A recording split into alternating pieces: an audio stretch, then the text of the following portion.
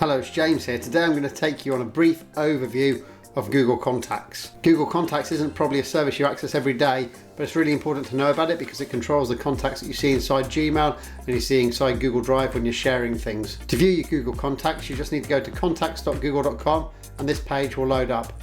You should straight away see some of the contacts that you're regularly in contact with on the page immediately. To add a new contact, all you need to do is click Create Contact. You've got two options.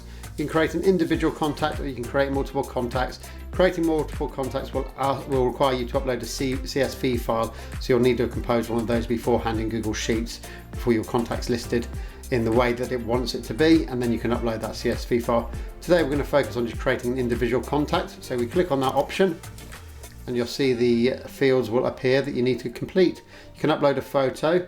You can add a label to a contact, so your labels in Google Contacts appear down the left hand side. So for example, if you've got a team that you want to add them to, you can add a label there and they'll just appear here. It just makes it a bit easier for you to find contacts in the future because you can just click on a label and find all the contacts that are associated with that label.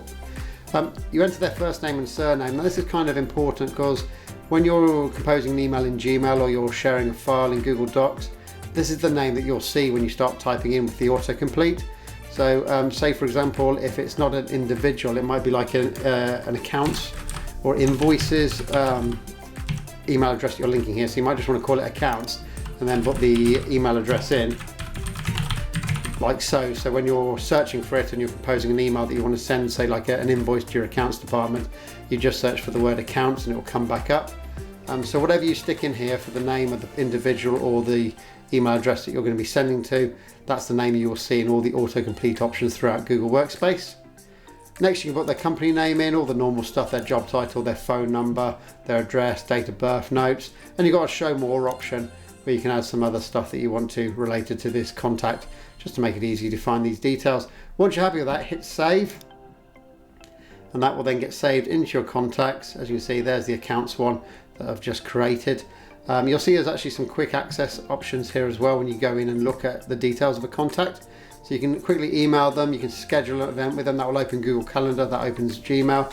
Google Chat will be opened and Google Meet for a video call. So it's another way that you can access these contacts. You can also star a contact, so if it's someone that you want to get quick access to, you can add a star to that contact and it'll just be highlighted inside your contacts to make it a bit easier to find them. So if we go back to contacts down the left hand side, this is where it lists all your contacts. You can see I've now got a starred contact section here and then I've got all the other contacts that I've got listed here. You've got a directory. Now the directory, depending on how your Google Workspace is set up, it may or may not list everyone in the company. So if I click on directory, that lists everybody here who's got a kimbley.com email address, and it depends if your administrator has enabled that. That's really handy, especially if you work in a really big company and you might not know who everyone is. By having the directory access, you can go and find people that you might need to get in contact with. Frequently on the left hand side, frequent, that just shows you your contacts that you most frequently get in contact with from your account. So the other contacts section is really useful one to know about in Gmail. What it does is it stores all the people who you've emailed or who have emailed you and you've replied to who aren't already stored in your contacts. So for example, the 3 people listed here, if I wanted to add one of these people to my contacts so that they're in my main contact section and so that they appear in the autocomplete when I'm composing an email in Gmail, what I need to do is select the person and click on this save icon, save contact. That will then move them into my main contacts and out of other contacts.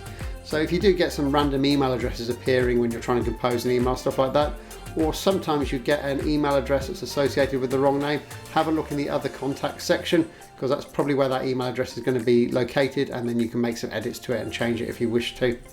If you're talking about having incorrect details, you have got an option here called merge and fix.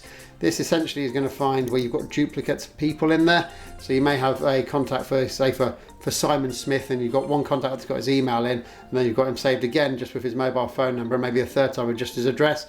This merge and fix will find all those 3 instances of Simon Smith and it will allow you to merge them into one contact. So when you're doing autocomplete again, you only see one Simon Smith come up rather than 3, and then having to pick the right one for whatever you're trying to do with that contact.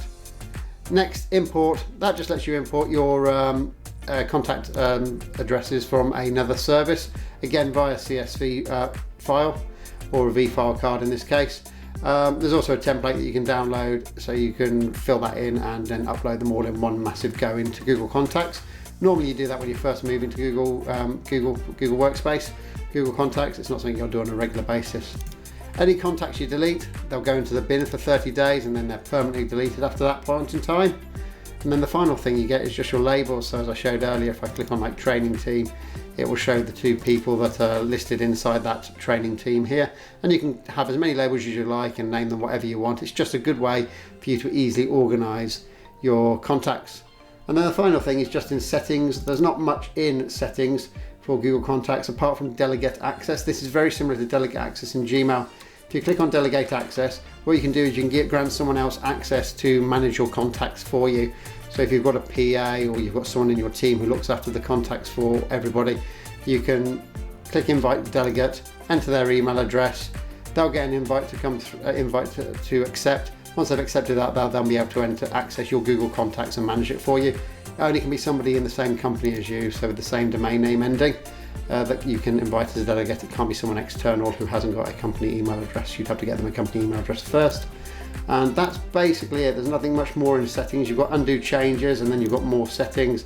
And under there you can just create your default phone number, country code, and if you want to sort by first name or last name. But that is basically an overview of Google Contacts and what you can do in there. And use it. It's a handy tool. Not a lot of people go into it and some people don't realize it exists. That's where you go in to manage your contacts.